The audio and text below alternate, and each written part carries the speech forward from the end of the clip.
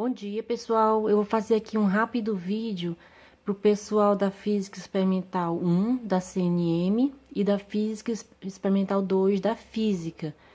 Nossos últimos roteiros foram a respeito de movimento circular uniforme e conservação do momento angular.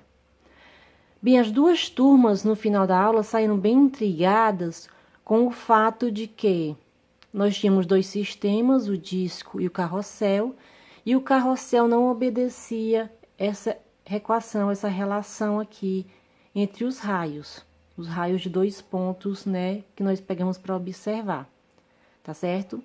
Então, já deixei vocês intrigados há bastante tempo. Quem pesquisou já deve ter descoberto que o disco e o carrossel são dois sistemas diferentes.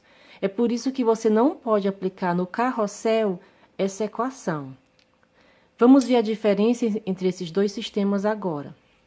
O disco é um corpo rígido, massa rígida, onde os pontos A e B são fixos, eles não mudam. Os pontos A e B são fixos no corpo. E a velocidade angular ômega, ele está constante, não muda, tá certo?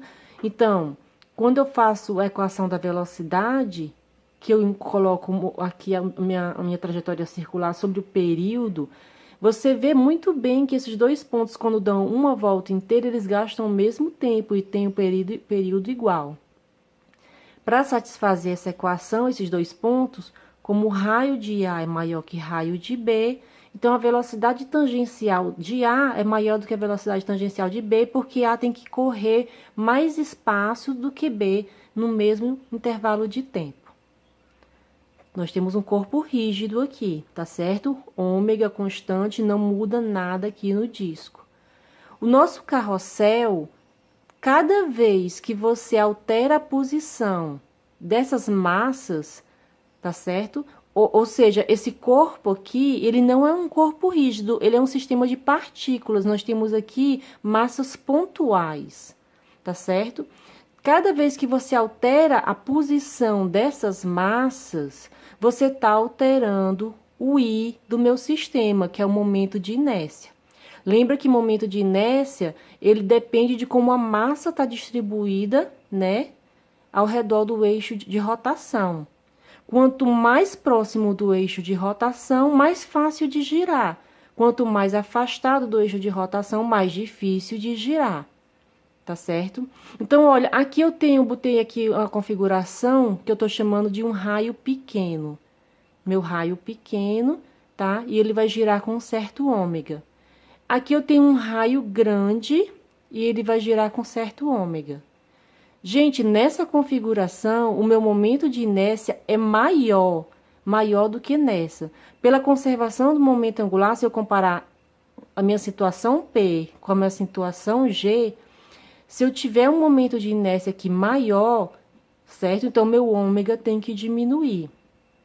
Então, o meu ômega aqui é menor do que o meu ômega P. A minha velocidade angular aqui, tá certo? É menor do que aqui. Então, olha a diferença dos dois sistemas. Aqui o meu ômega é constante. Aqui o meu ômega está variando dependendo do meu momento de inércia que eu colocar aqui no sistema. Tá certo? Como o meu ômega aqui não é constante, os períodos, pessoal, não são iguais. Muitos de vocês saíram do laboratório aceitando o fato de que esses períodos eram iguais, mesmo vendo aqui uma velocidade, nesse caso, uma velocidade bem maior, uma velocidade angular do que essa, tá certo? Todos são bem-vindos.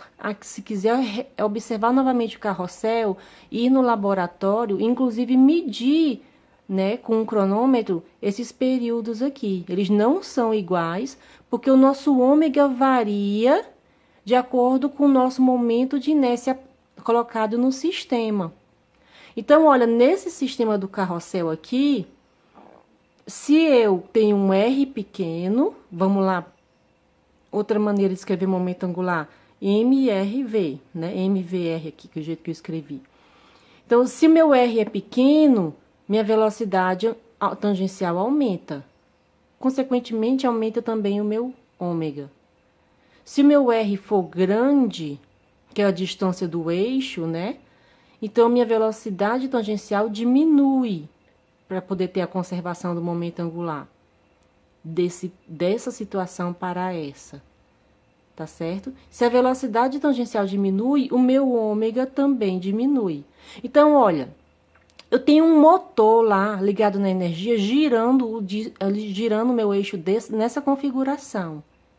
Quando eu baixo as bolinhas, é mais difícil para o motor girar esse sistema. E aí ele vai rodar mais lento. Momento de inércia maior, difícil de girar. Quando eu subo as bolinhas, o motor é mais fácil de girar aqui, então ele vai girar mais rápido. Tá certo? Porque a oposição da massa de rodar ao redor do eixo aqui é menor. Tá bom? Então, todos são bem-vindos. Se quiser observar realmente o que acontece no carrossel agora, com esse cuidado de refazer, né, esse experimento, ou então de corrigir aí as observações de vocês que vocês fizeram, tá certo? Deixando bem claro por que esse sistema que nós iniciamos o experimento, ele era usado apenas para estudar os parâmetros do movimento circular, como frequência, período, né?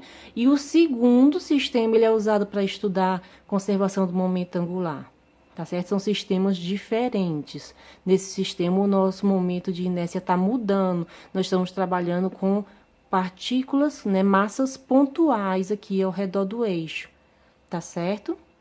Então, eu espero que tenha esclarecido e que ajude a preparação do relatório, que eles não venham com algum certo tipo de confusão.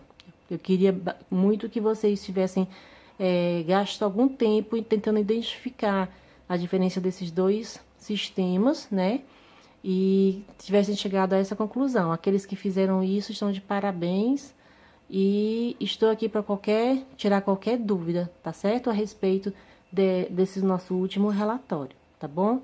Até mais.